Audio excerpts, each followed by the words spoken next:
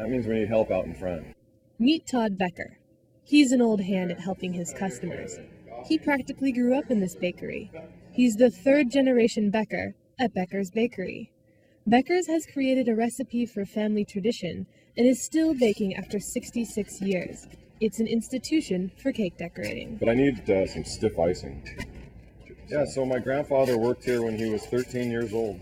He worked for a guy named Weber, no relation to the bread, but this place used to be called Weber's Bakery back in the 30s. And then in 1942, old Mr. Weber sold him a piece of the action. I've been here for about 25 years now. I started when I was 20. I took over the place when I was 21. Becker's was born and named after Harry and Tilly Becker, Todd's grandparents who migrated from Russia. In the beginning, the bakery was known for its breads, pastries, and pies, but today, Becker's is a bit different. I like real bright colors, really big things. My dad and my gramps, they were very traditional. When they were doing a wedding cake, they'll do the white drapings and the little string work and the roses on top of the pillars, and it's very basic. I actually have a fond spot for the traditional art of decorating. But Todd got bored and started making characters, creatures, and animals. When you walk in our place and you look in our cases, you'll never see that at any other bakery because our cases are so loaded down with color and frosting. There's a movie out called Hook, and it was a movie about Peter Pan, real life, and there was a scene at the dinner table.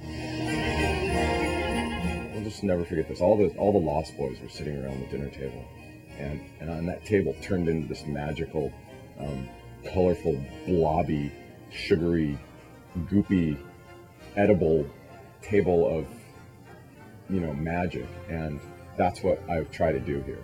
So when you come in, you go, wow, oh my God, and that's the reaction I get from customers. Swear to God, I see it every day, and I love that.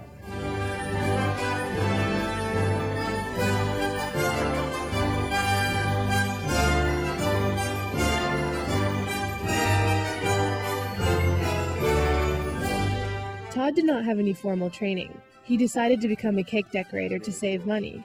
He says he can decorate 6 times the amount of cakes a day that a hired professional would be able to make.